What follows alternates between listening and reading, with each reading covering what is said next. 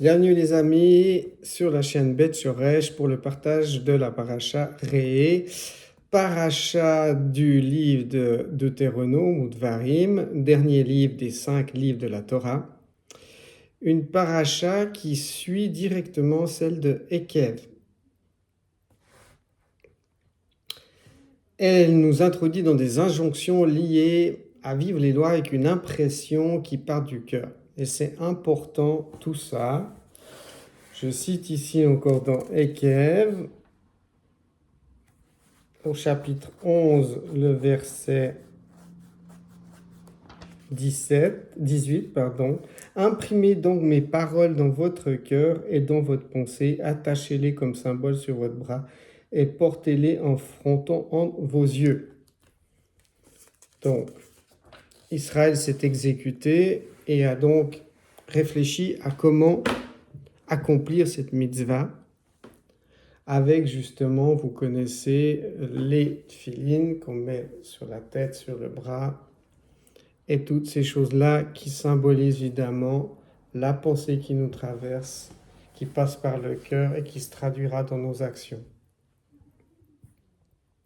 Donc, les références pour cette paracha Re'eh sont Deutéronome du chapitre 11 au verset 26 jusqu'au chapitre 16 verset 17. Et on complète la lecture dans la tradition d'Israël avec une lecture des prophètes qui s'appelle Haftara, donc qui se trouve dans le prophète Ésaïe au chapitre 54 du verset 11 jusqu'au chapitre 55 au verset 5. Il y a tant à dire les amis sur la Torah, elle est très riche et des fois on ne sait pas par où commencer. Mais bon, pour moi, j'ai choisi cette fois de faire 2 points, m'attarder sur 2 points, faire un bon choix pour le futur, c'est le premier, et le deuxième, basé sur des éléments de la Haftara qui complètent cette paracha,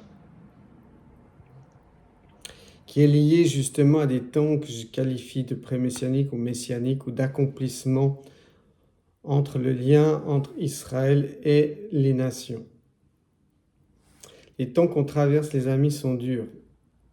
Je ne sais pas vous, mais moi, avec toutes les informations auxquelles on peut difficilement échapper quand même, sur Israël, la désinformation, la haine, tout ce qui se passe ici en Suisse, mais qui est bien pire dans d'autres pays encore. On salit le peuple d'Israël et le monde juif dans son ensemble. C'est insupportable. Et il est difficile pour nous finalement, dans les communautés aussi, c'est un défi de garder les paroles adressées à Moshe, qui sont rappelées ici dans le Sefer Devarim, et qui récapitulent en quelque sorte les directives adressées au peuple des Hébreux avant que Moshe soit retiré du monde sur le mont Nebo, je dirais en pleine forme avec toutes ses capacités, à l'âge de 120 ans. Ces instructions sont aussi pour les disperser des nations, pour ce reste qui recherche la racine, qui recherche la véritable maison, le véritable lieu, et on va le voir après. Nous, si je parle au nom de Bet Shoresh, pour la plupart, on est composé de non-juifs dans notre filiation directe. Mais la paracha, comme je vous l'ai lu au début, elle parle du cœur, de l'attachement du cœur. Et je pense pour Israël, pour celui qui a la filiation hébraïque directe, c'est une chose. Mais il y a aussi une importance pour ceux qui ne sont pas de filiation directe, selon la halakha rabbinique, qui ne peuvent pas, perdons pas de temps. Je vous dis sincèrement, j'ai fait des recherches d'ADN il y a des années, mais c'était vieux ça. Je voulais savoir, etc. En fin de compte, je ne l'ai pas fait directement. On m'a offert un test, j'ai fait ce test. Bon, j'ai découvert qu'effectivement, il y avait des racines dans le génome et tout ça. Il y avait des choses au niveau hébraïque. Mais finalement, avec le recul, ça n'a aucune importance. Ne nous attardons pas là-dessus. Dieu cherche à faire venir auprès de lui tous les êtres humains, de toutes les nations. Et Israël est le creuset, est le socle pour nous tous. Donc oui, on doit se souvenir, nous on est aussi concernés par se rappeler la sortie d'Égypte, qui est notre propre sortie aussi quotidienne. Et également garder les commandements et les Moadim. Donc les Moadim, c'est les temps de rencontre que Dieu a fixés dans la Torah, dans la Bible. Et c'est important. Je ne parle pas ici avec en quelconque détour, et je veux parler de manière claire pour nous, les assemblées dites messianiques, nous nous positionnons à la suite de nos frères juifs, et donc dans le respect de la Torah et dans le respect du modèle. Et on ne se laisse pas enseigner par n'importe qui. Parce que le témoignage est important. Si nous, nos juifs, dans notre attachement, sans obligation, on arrive à rentrer dans une cohérence et une pratique qui est conforme à la maison d'Israël, je pense que c'est important pour nous. Mais c'est surtout important pour Hachem et c'est important pour le peuple juif. Donc nous qui sommes au nord, il se pose la question du choix, évidemment. Un juif qui est né juif, qui est baigné là-dedans, qui fait la Brit Mila au 8e jour, la Bar Mitzvah, 13 ans, etc. Bon, il est dans son monde, le monde de la maison d'Israël. Et je ne dis pas qu'il n'y a pas de remise en question, mais nous qui venons du dehors, notre cheminement est complètement différent. Donc il y a vraiment quelque chose qui passe par le cœur, par l'intériorité, et une direction différente pour nos vies. C'est en quelque sorte, comme le qualifie le rabbi Shapira, Yitzhak Shapira, c'est un voyage. Il qualifie ça comme un voyage de retour. Et ce voyage, il doit passer des tests et certaines qualifications. Donc, on ne fait pas les choses n'importe comment. Évidemment, on intègre les enseignements de Yeshua dans la tradition juive, dans la transmission de ses pères. Et je ne parle pas des pères de l'Église, bien évidemment, je parle des patriarches et des pères de ceux qui, depuis Moshe, ont transmis la loi orale et la loi ensuite qui était compilée par écrite et la loi orale qui était compilée aussi par écrite dans le Talmud et dans les différents traités et la littérature hébraïque. Donc pour cela, nous, on a fait un choix et on accepte de se placer sous la conduite des Bnei Israël, donc des fils d'Israël, et c'est eux qui vont nous enseigner le modèle. Je tiens ici au passage à exprimer ma profonde reconnaissance pour des rabbins qui pourraient m'entendre. Ces rabbins qui sont fantastiques, mais notamment ceux qui ont reçu sur leur cœur de s'occuper du reste qui est dispersé parmi les nations, donc la plupart des non-juifs selon la halakha, et de les aider à comprendre et les enseigner correctement pour venir dans la maison d'Israël. Il s'agit de la greffe de Paul ou de Shaul dans son nom hébreu, mais je ne vais pas développer ici, ce n'est pas le sujet du jour. Donc on a besoin d'eux, et je les remercie, et ils nous aident à nous ramener au bon endroit et avec la bonne personne. Je reviendrai aussi là-dessus plus tard. Donc Paracharé commence comme ça, voyez, je vous propose en ce jour d'une part la bénédiction ou la malédiction. La bénédiction, quand vous obéissez, vous vous attachez, vous accomplissez les commandements, les mitzvot de l'Éternel votre Dieu, que je vous impose aujourd'hui, ou la malédiction si vous n'obéissez pas au commandement de l'Éternel votre Dieu. Donc on voit que pour le peuple hébreu, pour le peuple d'Israël, pour le monde du judaïsme, l'Éternel impose. Donc il n'y a pas le choix. Ils doivent être rentrés dans ce modèle et accomplir ce modèle. La question est un peu différente pour nous les non-juifs de filiation par rapport à ça, parce que là rentre la notion de l'attachement du cœur. Je ne suis pas en train de dire que les juifs qui pratiquent la Torah ne sont pas attachés avec le cœur. Mais vous comprenez ce que je veux dire, cette différence est directement dans la maison, dans le modèle, et quand on est au dehors et on se rapproche, on va intégrer la maison et le modèle. Parce que finalement, ce qu'on veut quoi? C'est un seul peuple, une seule unité. La vision, c'est un seul peuple. Yeshua a dit, qui veut rassembler comme une poule rassemble ses poussins sous ses ailes. Il y a une notion de rassemblement et d'unité. Il ne s'agit pas de continuer de comprendre que les modèles des systèmes du christianisme, du judaïsme et tout ça sont des modèles, des structures humaines avec des hiérarchies pas possibles, des complexifications qui ont été des constructions qui ne pourront pas passer le test. Parce que le test, c'est la notion de peuple. C'est le peuple. Dieu a créé, s'est créé de ses propres mains un peuple qu'il a fait sortir de l'Égypte. Il l'a façonné, il lui a donné des lois, des règles de vie pour accomplir les temps futurs. Donc créer, c'est aussi la notion de... Ça veut aussi dire quelque part ainsi ou ce sera. C'est ainsi et ce ne sera pas autrement. Il y a donc des conséquences si on rejette le modèle donné aux Hébreux qui est Israël dans son ensemble. C'est le judaïsme et le monde juif d'aujourd'hui. Tout simplement. Ré nous enseigne, regarde bien, examine de près toutes les choses pour voir les choses si elle est bien conforme à la Torah de Hachem.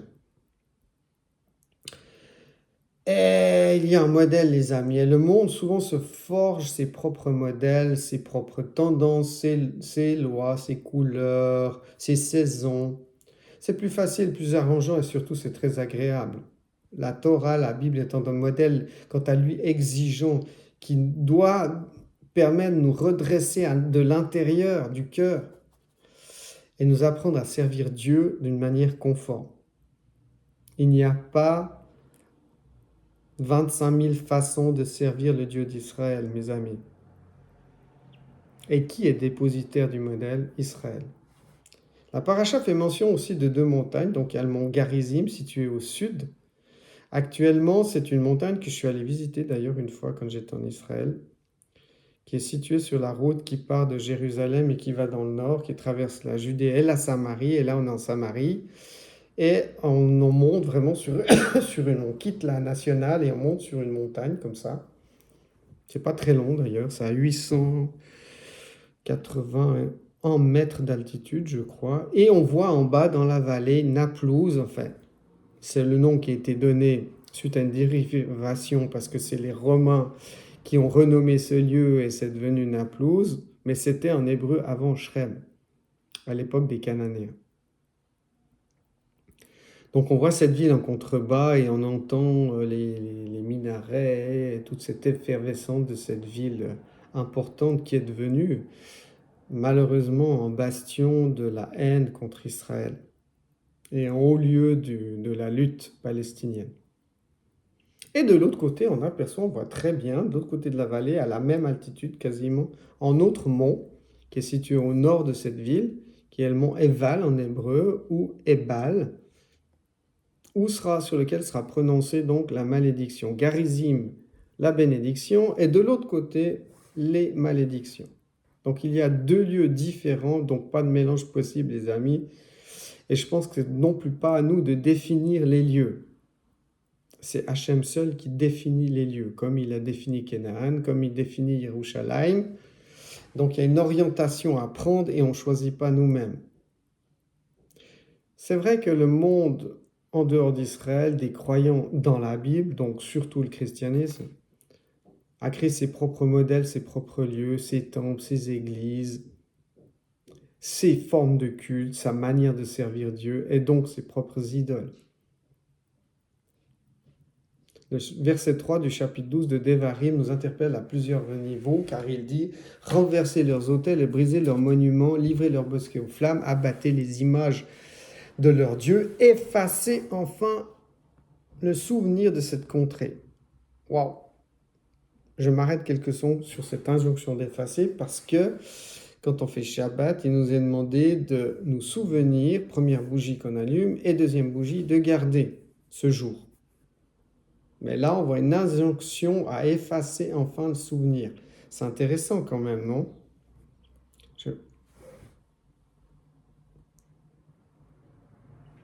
Je pense que Ésaïe 43, chapitre 18, nous donne un conseil avisé, car il dit, ce prophète, ne pensez plus aux événements passés et ne considérez plus ce qui est ancien. Waouh, ça peut nous parler à nous les non-juifs des nations. Donc la paracha revient sur les directives de Moshe, qui au verset suivant appuie encore plus sur le fait que non seulement il faut oublier, effacer de nos cerveaux des choses anciennes qui nous dominent, mais encore que le culte rendu à Hachem ne se fait pas dans n'importe quel lieu, car au verset 5, il est dit, mais uniquement à l'endroit que l'Éternel votre Dieu aura adopté entre toutes vos tribus pour y attacher son nom, dont le lieu de sa résidence, et c'est là que vous l'invoquerez.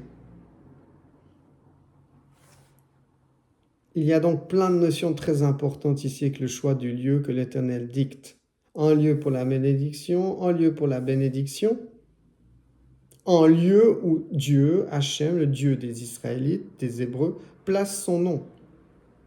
Donc on voit finalement que c'est pas n'importe où. La bénédiction et la malédiction dépendent en fin de compte de nos choix personnels, collectifs et aussi collectifs d'ailleurs, au sein des communautés. Et tout ça, c'est en lien avec notre capacité de sortir de nos propres lieux. Il y a les lieux extérieurs, géographiques, il y a les lieux d'en haut, célestes, il y a les lieux d'en bas, et il y a nos propres lieux intérieurs. Et cette capacité à se laisser interpeller comment et demander à Dieu comment il peut nous faire sortir de nos Égyptes, de nos lieux intérieurs, des lieux qui sont en dehors, positionnés en dehors de la maison d'Israël. Et je vous le dis, avec l'actualité, avec ce qui se passe actuellement depuis plusieurs mois et la dégradation des relations entre les nations et Israël, il y a un choix qui s'impose à nous. Et Ré, dans ce sens-là, elle nous parle par rapport au choix. Parce que comment vous pensez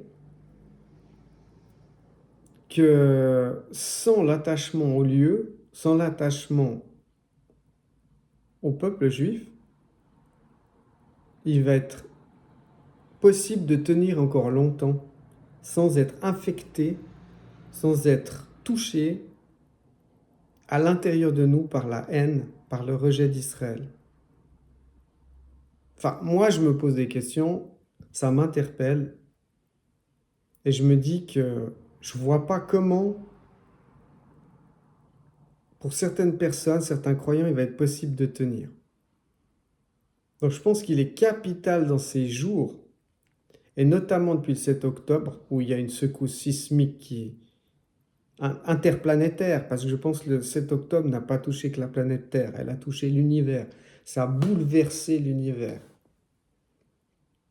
Et je pense que là, Dieu, le Dieu d'Israël, nous parle à nous qui sommes de l'extérieur d'Israël. Et il nous appelle à rentrer aussi à la maison. Je pense qu'il y a aussi une alia pour les non-juifs.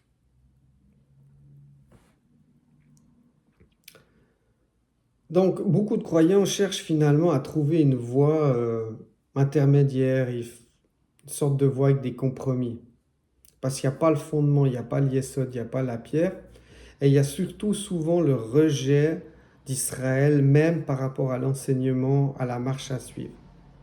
Accepter finalement Israël, c'est accepter le modèle et accepter ceux qui nous enseignent, qui sont des juifs, et accepter qu'un juif, un frère juif, nous reprenne, nous explique comment faire et comment travailler notre cœur devant Dieu. Et je pense que ça, c'est une condition importante pour pouvoir permettre de rentrer ou de rentrer dans le modèle. Parce qu'il y a beaucoup de gens qui parlent de la greffe. Ouais, on est greffé à Israël. Mais je pense que de là derrière, il y a des intentions, il y a des intentions. Des intentions qui ne sont pas toujours bonnes parce qu'on veut s'accaparer les bénédictions d'Israël. Il y a une forme de calcul indirect qui est fait par rapport à la compréhension du salut, du monde non juif, etc. Et là, je pense qu'on fait de l'usurpation, on fait du rapt, on fait de nouveau un vol sur Israël. On vient avec des intentions, mais finalement, elles ne sont pas pures. Elles ne sont pas pures dans l'attachement, elles ne sont pas pures dans l'amour, elles ne sont pas pures dans la bénédiction.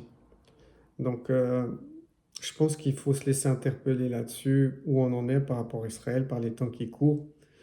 Et qu'est-ce que Dieu nous demande, qu'est-ce qu'il attend de nous. Et je pense que c'est important. Donc on a ceux qui prennent un petit peu par-ci par-là, des principes d'Israël, on fait un petit peu de Shabbat, mais on le fait le dimanche. C'est pas grave, on fait Shabbat dans les temps qui nous incombent, dans les temps qu'on décide d'être bien pour nous, dans notre confort. On quitte un petit peu la maison, mais pas vraiment. Donc là, je pense que c'est très dangereux. La Torah nous enseigne comment distinguer clairement avec la nourriture. La nourriture, le kasher, la cacheroute, c'est pas un concept de religion, c'est un outil pédagogique pour nous apprendre à discerner, à distinguer, à faire les bons choix. C'est comme Ré choisit la bénédiction ou la malédiction. Bref, les amis, pour ceux qui seraient encore dans des hésitations par rapport à ce choix, je pense qu'on ne peut pas continuer comme ça et qu'il est important de changer de voie ou de se laisser interpeller par Dieu.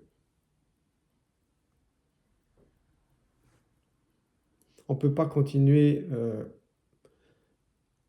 à nous présenter sur nos propres autels, nos propres montagnes, nos propres lieux. Je le répète, il n'y a pas plusieurs chemins pour s'approcher du Créateur. Israël, par la Torah et les enseignements du Mashiach Yeshua, sont la feuille de route et un outil, une boussole pour parvenir à notre plénitude, qui est liée, cette plénitude, au fait d'avec qui et sous qui nous nous plaçons. Il ne s'agit pas de nos connaissances, de savoir, etc., mais plutôt dans quelle maison et avec qui et dans qui nous fréquentons. Donc le choix d'Israël, le choix des frères juifs, le choix du monde juif est capital pour les temps que nous traversons actuellement. De toute manière, Israël devient un outil de sélection. Et Dieu, il voit très bien. Il voit ceux qui vont aimer Israël et qui sont attachés avec leur cœur profondément. Et il voit ceux qui font des calculs et il voit ceux qui se laissent envahir par la haine.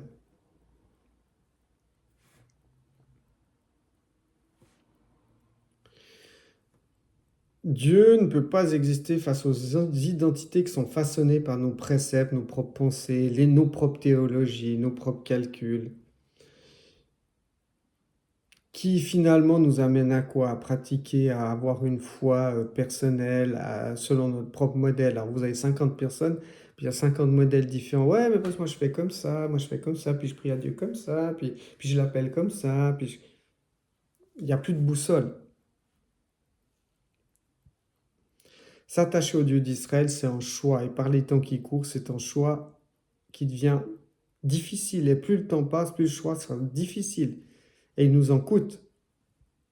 C'est pour ça que de voir le futur, voir l'accomplissement, voir les promesses, voir la délivrance, voir la plénitude,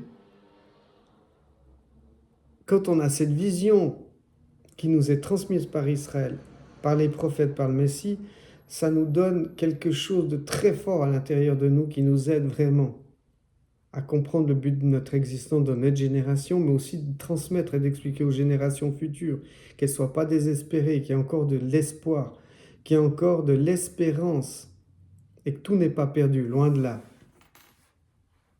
Et comment on fait concrètement?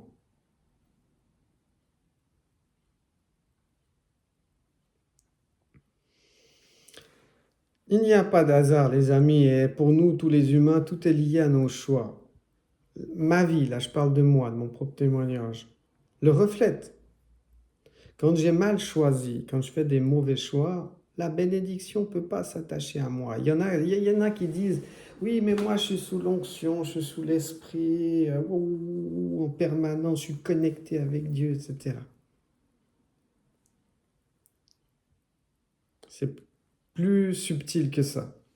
Et je pense qu'il y a des moments, on voit aussi dans la vie de Jacob, qu'à un moment donné, la roi HaKodesh, donc le souffle de Dieu, l'a quitté. Temporairement, pendant un certain nombre d'années. Et il n'a pas vu les choses de la même manière. Et c'est important de savoir ça. C'est pas tout pas acquis comme ça, On apprend dans certains milieux que, oulala, tout est acquis, j'ai Dieu, j'ai le salut, je suis sauvé, c'est fini, je me repose tranquillos et je continue ma vie comme j'ai envie. Ouais. Bon. C'est une manière de faire, mais c'est pas ce que la Torah nous enseigne ni le Messie.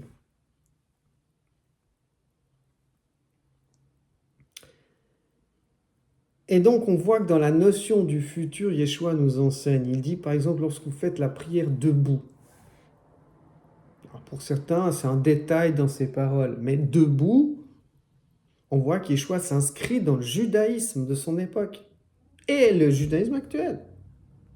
Quand on fait la prière d'Israël, qui est liée au service du temple à Yerushalayim, donc au roi David, qui préfigure le Messie, dans sa fonction de rédemption finale, on voit que les prières sont orientées vers Jérusalem, donc il y a un lieu précis, il y a une direction, et que le service est fait 3 fois par jour, conformément au modèle comment on s'approchait de Dieu, du Dieu d'Israël, des Hébreux, 3 fois par jour, matin, dans l'après-midi et dans le soir. Donc c'est important de comprendre ces principes-là et de s'intéresser au modèle. On ne s'approche pas de Dieu n'importe quand. Et dans cette Amida, qui est une section au moment de ces 3 prières, je dirais le moment le plus intime où on est proche de Dieu, on est debout, on se lève, on joint les pieds et on commence cette prière, qui est une prière collective que tout l'âme Israël et tous ceux qui sont reliés à la Torah et au peuple d'Israël font. Et il dit, lorsque vous priez, faites la prière debout, donc la Amida, si vous avez quelque chose contre quelqu'un, pardonnez-lui, afin que votre Père, qui est dans les Shamaïm, dans les cieux, Hachem, vous pardonne aussi vos avérotes. Donc, avérotes en hébreu, en français, les fautes. Parce que ça bloque le futur. Parce que ça s'inscrit dans Réé. Tout ça, c'est des blocages. Et ça ne permet pas de certains accomplissements. Donc, les paroles de Yeshua se placent au-dessus de tous les grands maîtres d'Israël parce qu'il est le maître des maîtres, le tzaddik des tzaddikim. Et dans sa transmission en enseignement, elle est empreinte d'une très grande force, voyez, d'une très grande éthique. On dit moussar en hébreu. Son éthique, elle va très, très, très, très, très loin par rapport à la Torah. Les exigences de Yeshua sont très, très fortes.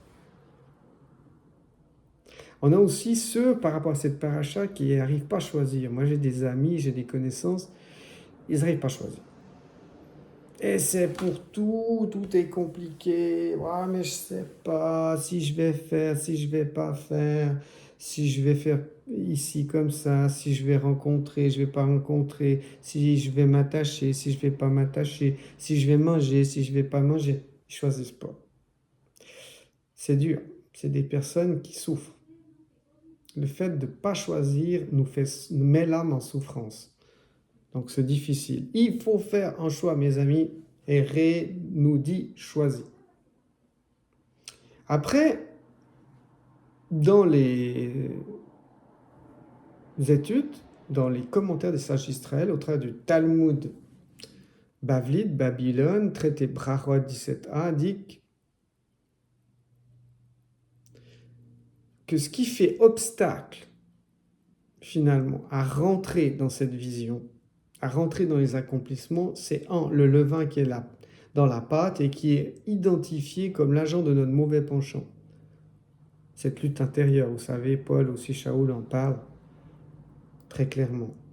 Et 2, notre dépendance des empires et des autres puissances extérieures qui veulent faire tomber Israël. Et ça, mes amis, dites-moi que ce n'est pas actuel. La lutte des puissances extérieures qui veulent faire tomber Israël jusqu'à éradiquer son nom, jusqu'à effacer le souvenir. On voit ce combat du souvenir aussi dans la lutte contre Israël. Dieu nous demande de ne pas nous souvenir des empires qui veulent lutter contre Israël. Donc notre choix face à Israël, dans les luttes pour la délivrance et le positionnement par rapport au Messie et finalement à la rédemption finale devient un choix crucial. Dans les écrits de Shaoul, donc, il est dit à un moment donné dans son Égéret, donc c'est les lettres que les rabbis envoient à leurs keilot ou à leurs assemblées, il est dit à un moment donné, en effet, ce n'est pas contre l'homme que nous avons lutté, mais contre des puissances, des autorités, des souverains, des sarim, des princes, des principautés, qui gouvernent les ténèbres contre les esprits du mal dans les lieux célestes. Et le Talmud indique le propos du rabbi Alexandrie, qui a vécu en l'an 290 jusqu'à 350 de notre ère, qui est venu donc bien après Shaoul, mais quand même, nous voyons ici donc de façon éclatante comment s'inscrivait dans la transmission d'Israël Yeshua, ses Talmidim et Shaoul de Tars. Donc Ré nous donne la possibilité de choisir chaque jour. Chaque jour qu'on se lève, il faut faire un choix. Le choix de la bénédiction, le choix d'orienter nos cœurs correctement et nos vies. C'est pas facile, hein? C'est un travail. C'est un exercice, c'est un style de vie. La Torah, c'est un style de vie, c'est pas de la religion. C'est un modèle que l'on applique pour nos vies.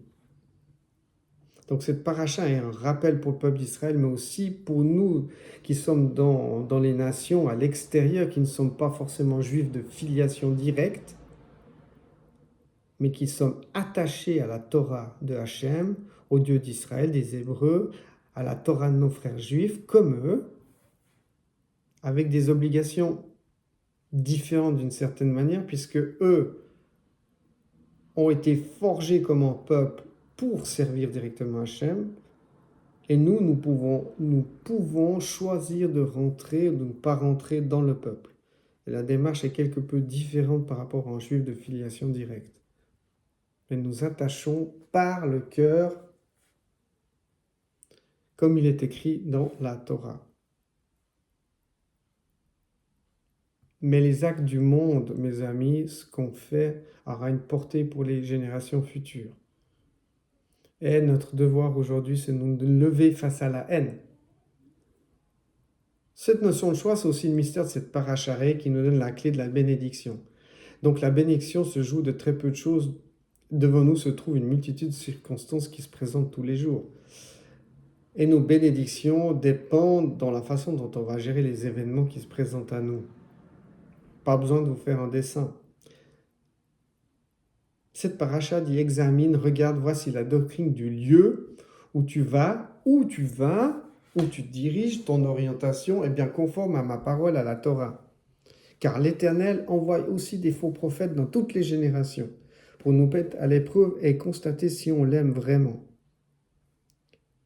Donc je terminerai, mes amis, par cette prière finalement.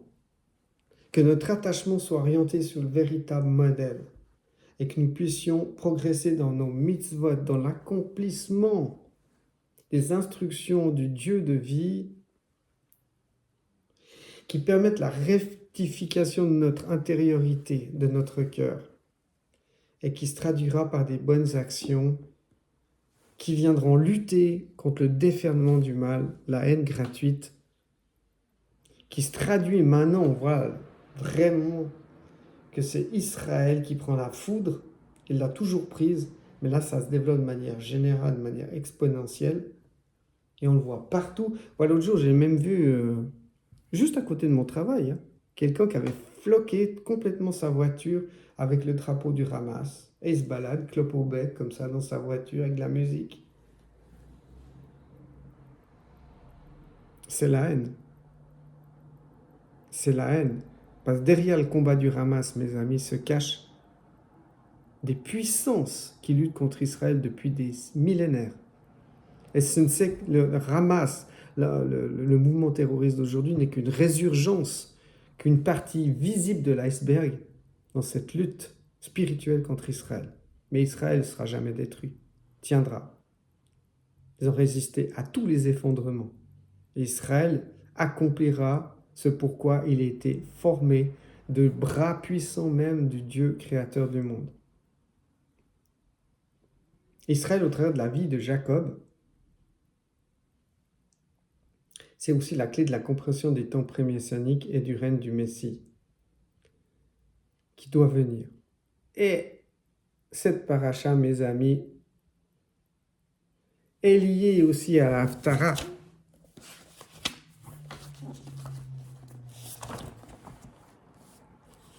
Et la Haftara Réé, elle nous dit, à un moment donné, on voit aussi que Dieu aussi, c'est intéressant de voir, certes, voyez au verset 16, Isaïe 54, certes c'est moi qui ai créé le forgeron, lequel attise la braise ardente et façonne l'instrument pour lequel il est destiné.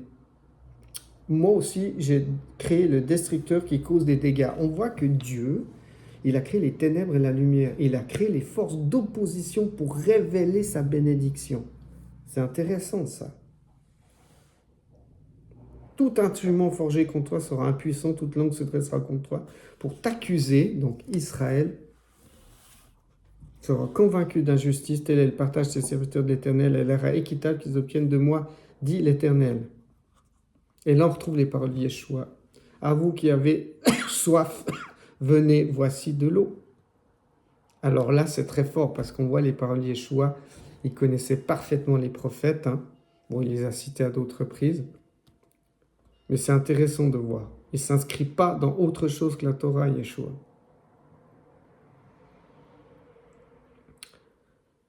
Voilà. Je l'établis comme témoin pour les nations. C'est le rôle d'Israël aujourd'hui.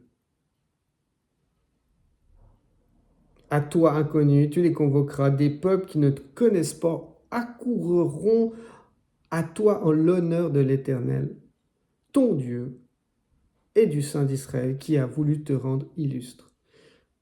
Donc si ça, c'est pas prophétique, mes amis, c'est ça la lutte, c'est ça la formation du peuple, c'est ça le rôle du reste dispersé parmi les nations. Quand je dis un reste, c'est peut-être des milliers, des centaines, des millions, je ne sais pas, je n'ai pas le calcul, mais c'est un reste par rapport à la masse qui va comprendre comment revenir au sein d'Israël pour renforcer le peuple et permettre l'avènement du Mashiach, du Malrout Hashamin, du royaume de Dieu, dans ses fonctionnements nouveaux où toute forme de haine sera dispersée, détruite, et le souvenir d'Amalek, des destructeurs d'Israël, sera totalement éradiqué. Je vous dis shalom et à bientôt, et je me réjouis de vous revoir pour une autre paracha ou un autre partage sur notre chaîne Bet Shoresh. Bye bye.